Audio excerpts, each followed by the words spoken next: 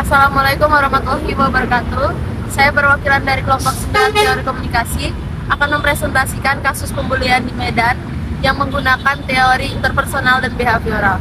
Pertama-tama saya akan memperkenalkan diri. Saya Claudia Victoria Alicia. Saya Siti Nabila. Nama saya Hadaina Alfimah. Saya Bang Surya Jaya. Bullying yang dalam bahasa Indonesia dikenal sebagai penindasan atau desak adalah tindakan penindasan atau kekerasan yang dilakukan oleh individu ataupun kelompok yang lebih kuat atau berkuasa terhadap orang lain. Tujuan dari bullying sendiri adalah untuk menyakiti korban baik secara fisik, emosional, dan psikologis, dan dilakukan secara berulang. Fenomena ini sering terjadi di berbagai lingkungan, termasuk di sekolah. Di sekolah, beberapa tipe anak sering menjadi korban bullying. Mereka mungkin memiliki kondisi fisik tertentu yang membuat mereka menjadi sasaran empuk, seperti kelebihan berat badan dan atau perbedaan fisik lainnya. Selain itu, anak-anak yang pintar dan unggul akademik juga sering menjadi target, mungkin karena rasa iri atau rasa tidak aman dari pelaku bullying tersebut. Bullying dapat menjadi kebiasaan yang sulit diubah dan memberikan kepuasan psikologis bagi mereka yang ingin meningkatkan rasa superioritas dan dominasi mereka. Hal ini menunjukkan bahwa bullying bukan hanya mempengaruhi korban, tetapi juga menciptakan siklus negatif di mana pelaku mungkin melanjutkan perilaku tersebut di masa depan. Identifikasi masalah. Kasus dugaan perundungan yang mengakibatkan kematian siswa SD di Medan menyoroti masalah serius yang dihadapi oleh anak-anak lingkungan sekolah. Berikut ini adalah identifikasi masalah yang muncul konteks kasus ini. 1. Bullying di sekolah. Kasus ini mengungkapkan keberadaan tindakan bullying yang terjadi di kalangan siswa sekolah dasar.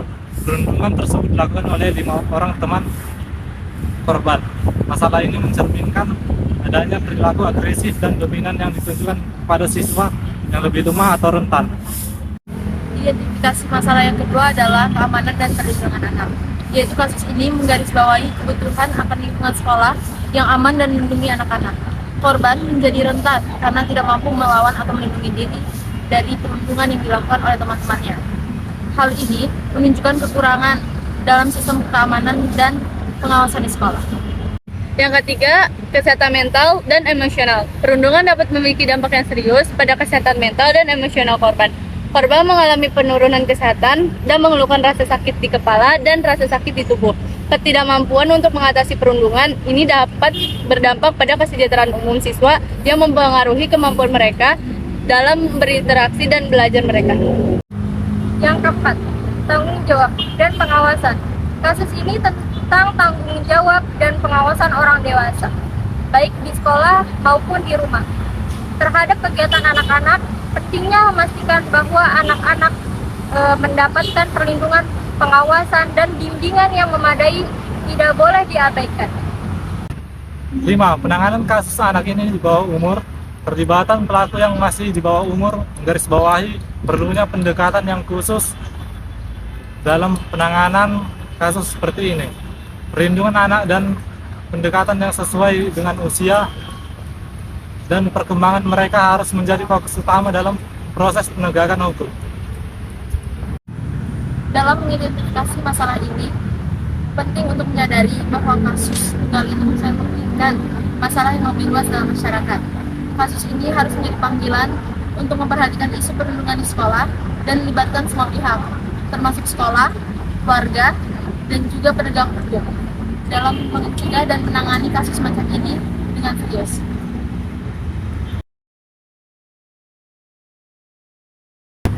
Kita masuk ke teori, yaitu studi kasus perundungan yang mengakibatkan kematian siswa SD di Medan dapat dianalisis melalui lensa teori komunikasi interpersonal dan behavioral.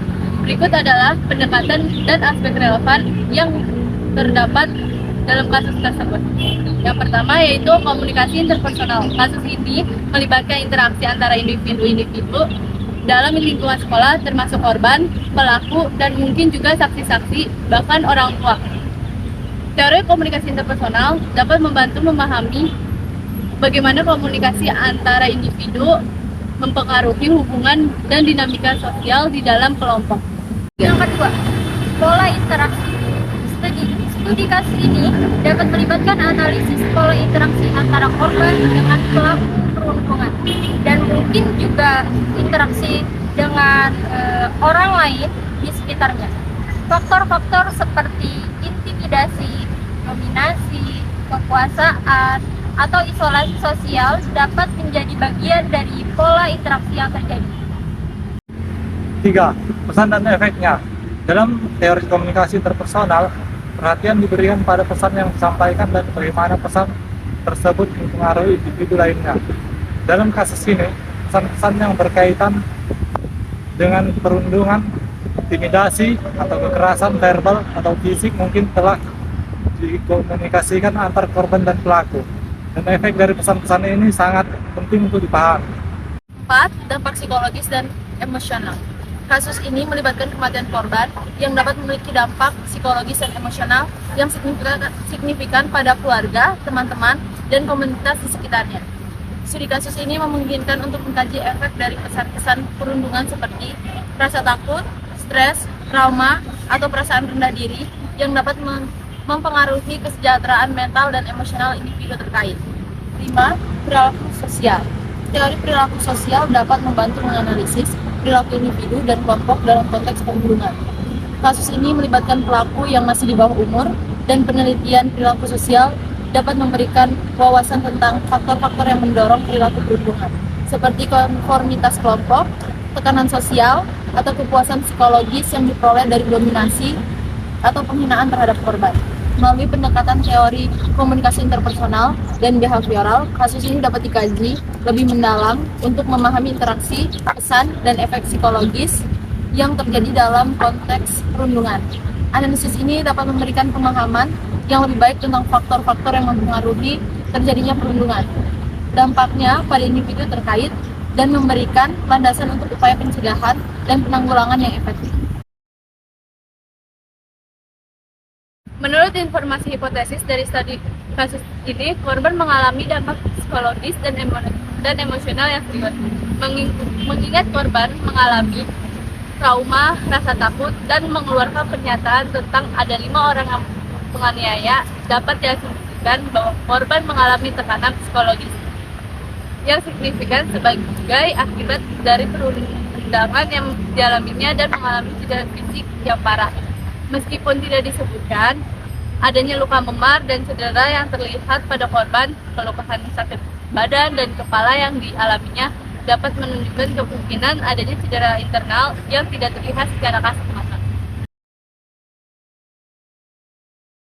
Bullying yang diduga menyebabkan kematian seorang siswa SD di Medan, Sumatera Utara, sedang dalam proses penyelidikan oleh pihak kepolisian. Korban Ibrahim Hamdi atau Baim diduga menjadi korban perundungan oleh kakak kelasnya. Polrestabes Medan sedang memeriksa 9 saksi untuk mengungkapkan penyebab kematian korban. Kasus ini terjadi di luar lingkungan sekolah dan pelaku diduga masih di bawah umur. Penanganan kasus ini akan dilakukan secara khusus sesuai dengan aturan yang berlaku karena melibatkan anak-anak. Penyidik masih menunggu hasil otopsi untuk menentukan penyebab kematian korban. Orang tua korban menyampaikan bahwa korban mengeluh sakit dan mengaku penganiayaan oleh kakak kelasnya.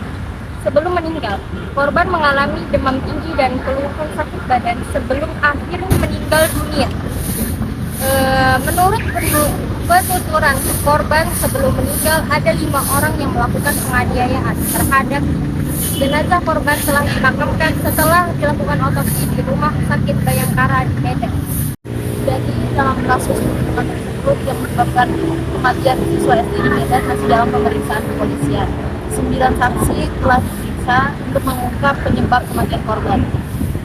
Perundungan terjadi di luar lingkungan sekolah dan pelaku diduga masih di bawah umur.